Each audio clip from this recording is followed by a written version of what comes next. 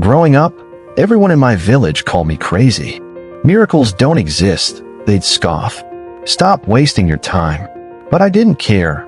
I believed in miracles. I believed there was something greater than us, something watching over us. Then one day, everything changed. The emperor, who ruled over our land, passed a law. No one will speak of miracles. Faith in such nonsense is hereby banned. The punishment for breaking this law? Death. People whispered behind closed doors, and their eyes avoided mine. They knew I still believed, and they were afraid. Afraid that associating with me might bring the emperor's wrath upon them. It wasn't long before the soldiers came knocking on my door. "Do you believe in miracles?" one asked. I could see the smirk behind his helmet, daring me to deny it. I stood tall, even as fear gripped me. "Yes," I said, "I believe." The soldiers stepped back, almost surprised by my confidence. "Then you will face the trial of the abyss," he announced. The trial of the abyss was a death sentence disguised as a challenge.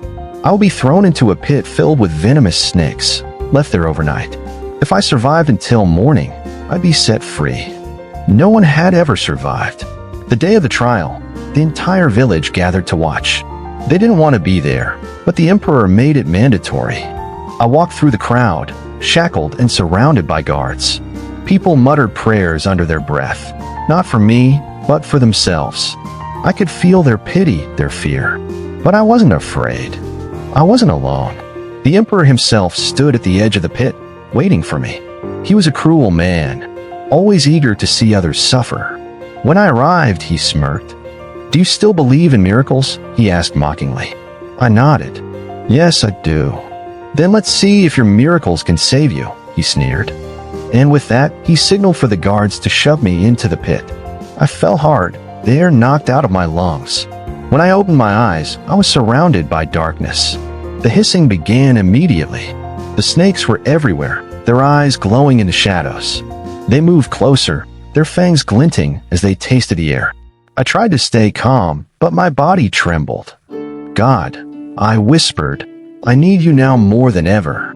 A large snake, the size of a man's arm, lunged at me.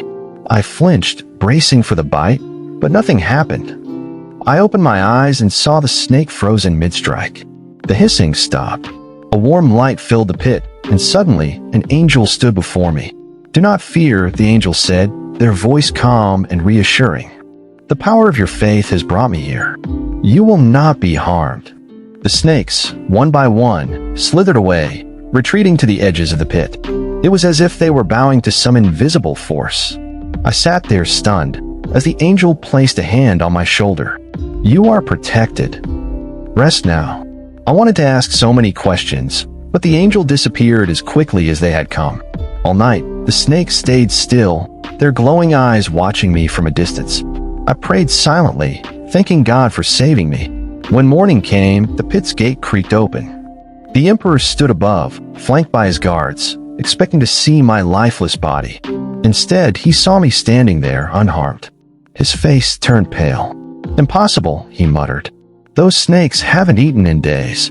The crowd gasped, their whispers growing louder.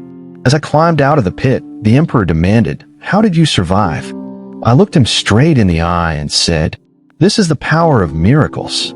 The power of faith." The emperor's arrogance faltered. For the first time, he looked uncertain. The townspeople began to cheer, their fear replaced by awe.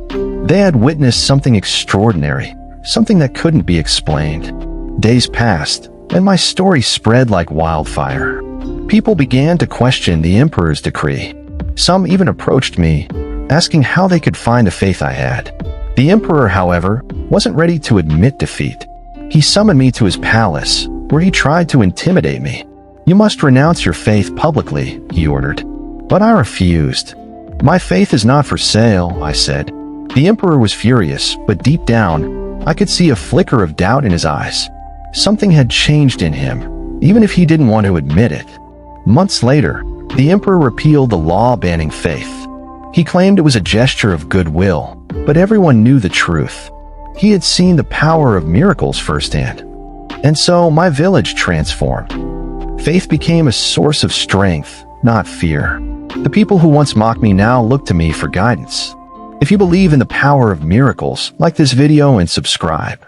Because sometimes, faith really can move mountains.